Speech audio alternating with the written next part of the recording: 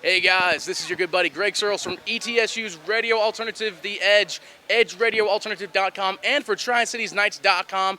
I'm over here at Capone's in Johnson City, Tennessee, sporting my brand new shirt that I got from the band I'm going to interview right now, Down From Up. How you guys doing so far? Well, we do well. All right. So let me ask you this question right off the bat. You just finished a tour with 10 Years. How was that like compared to touring with a big band like 10 Years? It was awesome. They can drink a lot, so can we, so it worked out well. Really, really fun. What would you say the best part of the tour was? Stacy. Yes. Absolutely. Yes. It was great. No, in all seriousness, it was really good. They're good dudes. We've known them forever, and venues were great, and it went well. Went well. All right, so your album that just came out, From Ashes to Empire, I actually picked it up at Hot Topic around the Johnson City. So for all those out there, if you are not here at the concert, I believe it's available through iTunes and at the local Hot Topics. Amazons, iTunes, websites, MySpaces, all that good stuff. Now, for those that haven't seen the band recently, you guys actually got rid of your lead singer. Is there a reason for that, or do you want to talk about that at all? Well, I just thought since I call all the shots, really, to be honest, that's a lie. I just thought it was time for Matt to get a promotion. So instead of, adding more people, we just 86 one. Seemed like the right thing to do. And how do you think that changed the way the band feels in terms of emotion, in terms of the way that you perform now? Is it better? Is it worse? Do you have a different stage presence? It's a lot more energy. We wanted to go in, a bit more adventurous route. We want to be loud and run and jump and act like fools and get paid for it and have fun. So that was the way to go. So it's a lot more fun for us. I don't know. Usually if somebody gets an eye poked out, it's not fun for them. Now, also with that new album, you had Matt over here, as well as your drummer sing, if I'm correct. Yes. Was there a dispute about who was going to be the lead singer? Was it automatically going to be a mix, or what? I don't know. We just kind of got a little crazy with that song. The song itself was kind of, a little different, and we thought, well, let's make it a lot different. Why not?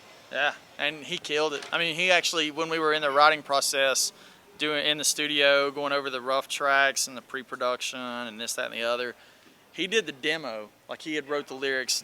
Our writing process is, it starts with usually a guitar riff or something and ends up with music, and then everybody comes in with different lyrics and different melody ideas, and usually we just pick and choose and pick and pull and that kind of thing. Well, Campbell had this whole thing pretty much laid out, and it just sounded really good on the demo, and the producer said, man, let's just do that.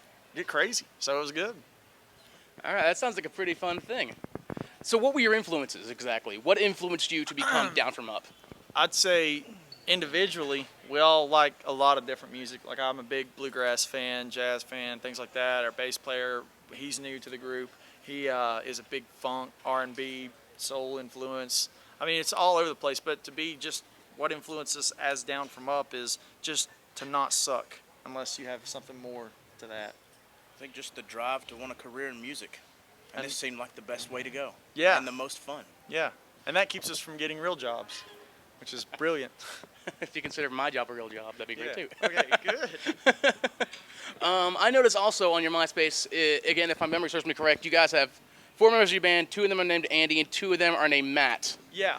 How confusing is that? It's actually less confusing because we walk into a room and say, hey, we're the Matt and Andys, and people have got a 50-50 shot. Yeah.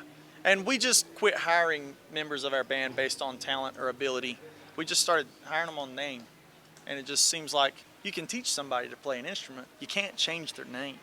Well, you've got to go through a lot of legalities. It is. We'll have to ask John in the booth. John, it's tough, right? John? John? Yeah. John in the booth said, yeah, it's very tough, very tough. It's a tough thing to do, so. All right, and like I said earlier, you're playing with Red tonight, and this is actually a big crowd. I think it's probably one of your biggest that you've actually played in Johnson City. I'm sure a lot of people have never heard of you guys. What song do you think is going to hook them, or what song do you want them to be hooked to, if you could choose a song? Happy Birthday? Probably the first song Red plays. They're going to Yeah, love it. they're going to love us by the time Red goes on and plays that first song and we're done.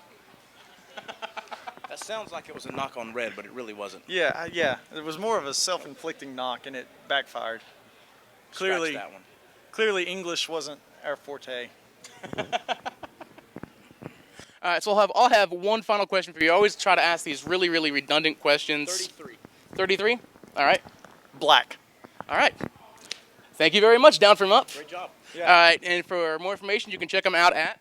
Downfromup.com. MySpace.com/downfromup.